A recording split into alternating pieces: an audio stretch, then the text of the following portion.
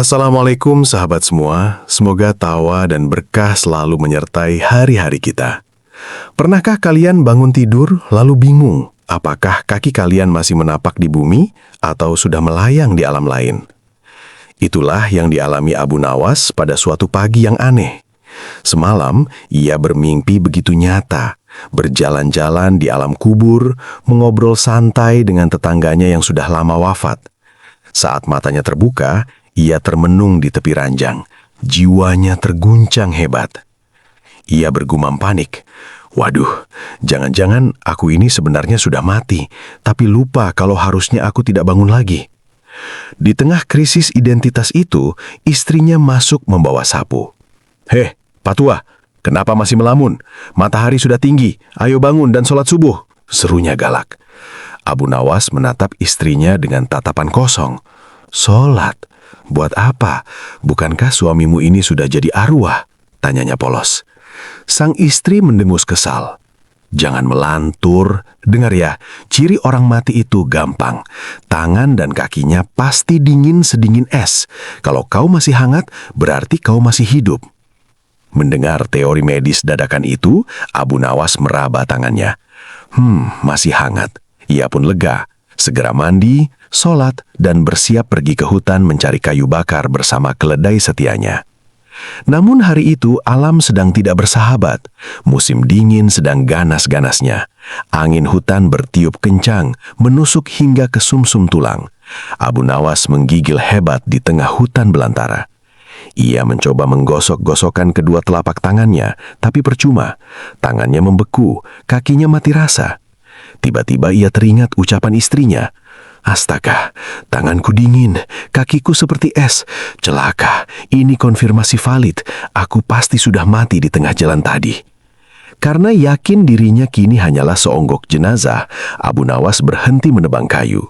Mana ada mayat bekerja, pikirnya. Ia pun meletakkan kapaknya dan berbaring pasrah di atas rerumputan, memejamkan mata, menunggu malaikat datang. Tak lama kemudian, segerombolan serigala lapar muncul dari balik semak. Mata mereka berbinar melihat keledai Abu Nawas yang gemuk. Tanpa basa-basi, para serigala itu menerkan si keledai malang. Abu Nawas hanya membuka sebelah matanya, menonton kejadian brutal itu dengan santai. Dasar serigala licik, gumamnya lirih. Kalian berani mencuri cuma karena tahu pemiliknya sudah meninggal. Coba kalau aku masih hidup, sudah kuhajar kalian semua. Sayang, mayat tidak punya yurisdiksi hukum. Setelah para serigala pergi dan matahari mulai condong ke barat, perut Abu Nawas berbunyi nyaring. Keroncongan itu memaksanya bangkit.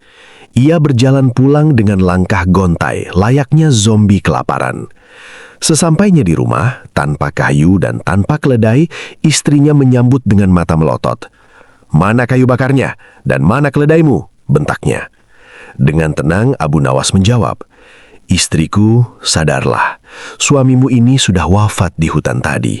Tanganku dingin sekali, persis teorimu. Makanya saat serigala memakan keledai kita, aku tidak bisa berbuat apa-apa. Mayat kan tidak bisa berkelahi. Istrinya nyaris meledak saking geramnya. Kalau kau sudah mati, untuk apa kau pulang ke rumah, bodoh? Ya, karena aku lapar. Di akhirat belum ada warung buka. Mana ada mayat merasa lapar, teriak istrinya. Abu Nawas terdiam, logikanya buntu. Ia mengedalah ke langit dengan wajah bingung. Ya Tuhan, tolong beri petunjuk. Sebenarnya aku ini mati, hidup, atau cuma lapar? Sebelum ceritanya berlanjut, jangan lupa like dan subscribe untuk mendukung channel Tentang Nawas. Siang hari di kota Baghdad yang biasanya terik, mendadak berubah menjadi gelap gulita. Seolah-olah malam telah mencuri waktu siang. Kepanikan luar biasa melanda seluruh penjuru pasar. Rakyat berlarian bingung sambil berteriak, mengira dunia akan segera berakhir.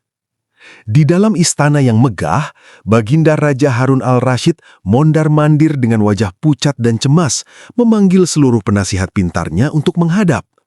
Di tengah kekacauan itu, Abu Nawas muncul dengan gaya santai dan berseru lantang. Tenang Paduka, hamba tahu diagnosa penyakit langit ini. Matahari itu sebenarnya sedang baper dan menangis terseduh-seduh, wahai Paduka. Lanjutnya dengan nada yang sangat meyakinkan. Raja mengerutkan kening keheranan dan bertanya, "Menangis? Apa alasannya benda langit yang gagah itu bisa menangis seperti anak kecil?"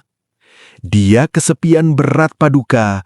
Dia cemburu buta melihat bulan yang tiap malam asyik nongkrong ditemani ribuan bintang, sedangkan dia selalu sendirian di siang bolong, jawab Abu Nawas dengan wajah polos.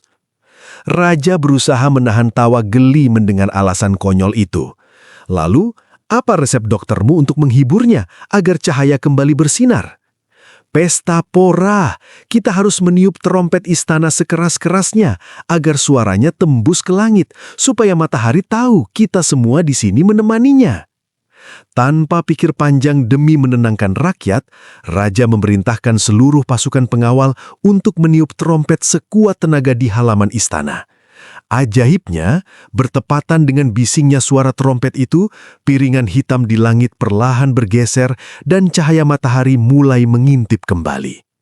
Raja tersenyum kagum, menyadari kecerdikan Abu Nawas yang menggunakan momen gerhana untuk mengubah ketakutan rakyat menjadi sorak-sorai kemenangan. Sebelum ceritanya berlanjut, jangan lupa like dan subscribe untuk mendukung channel Tentang Nawas. Kisah ini bermula saat Abu Nawas, sang legenda kecerdikan, memutuskan berlayar ke negeri seberang untuk berdagang. Namun, ada penumpang gelap di hatinya. Maksud saya di kapal itu. Siapa lagi kalau bukan Abu Jahil? Matanya sudah hijau karena iri dengki, dan dia menyelinap ikut hanya untuk satu tujuan, mencuri keuntungan Abu Nawas tanpa perlu berkeringat. Di atas kapal yang bergoyang, Abu Nawas yang peka langsung mencium gelagat aneh ini. Dia melihat Abu Jahil yang terus mengawasinya seperti elang kelaparan. Dengan ide nakal, Abu Nawas sengaja meletakkan sebuah karung gembung di tempat yang paling terbuka, seolah-olah berteriak, "Halo, aku berisi harta karun loh." Malam pun tiba. Abu Jahil mengendap-endap seperti kucing garong, lalu hap! Dia menyambar karung itu dan membawanya ke pojokan gelap, yakin isinya emas batangan. Tapi saat dibuka, zong! Isinya bukan emas, melainkan tumpukan batu kali dan pasir pantai. Wajah Abu Jahil langsung berubah masam seketika. Sialnya belum selesai. Tiba-tiba, badai besar menghantam. Kapal terguncang hebat dan biur, Abu Jahil terlempar ke laut lepas. Konyolnya, saking paniknya, dia malah memeluk erat karung batu itu. Jelas saja dia tenggelam makin cepat sambil berteriak, "Tolong, tolong aku!" Abu Nawas dengan sigap melempar tali penyelamat. Setelah menarik si basah kuyup itu ke atas, dia tertawa kecil dan memberi kuliah singkat.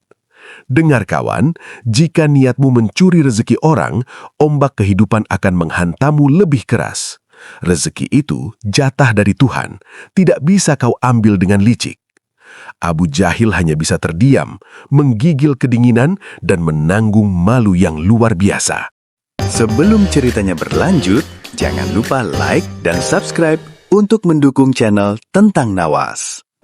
Di sudut pasar yang ramai, terdengar suara raungan yang memilukan.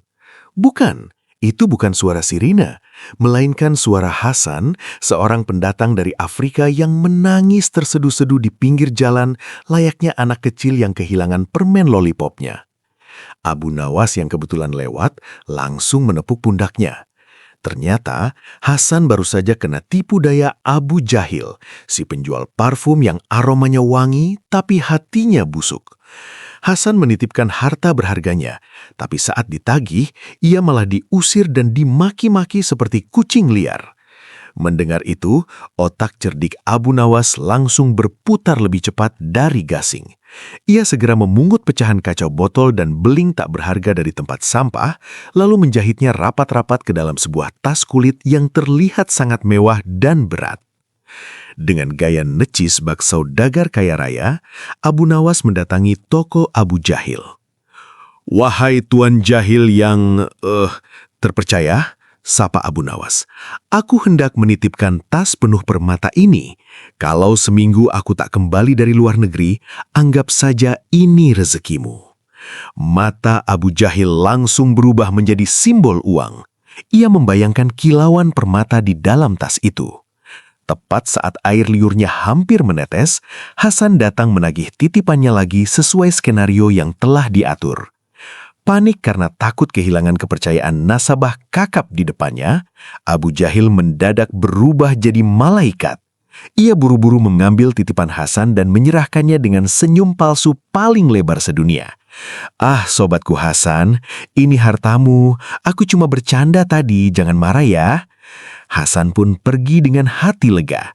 Tak lama kemudian, Abu Nawas pamit dan menyerahkan tas harta karun itu. Begitu Abu Nawas hilang dari pandangan, Abu Jahil langsung merobek tas itu dengan rakus, siap mandi permata. Dan perang! Yang keluar hanyalah sampah beling dan pecahan kaca tajam. Wajah Abu Jahil merah padam menahan malu dan rugi. Sementara di kejauhan, Hasan dan Abu Nawas tertawa puas merayakan kemenangan akal sehat atas keserakahan.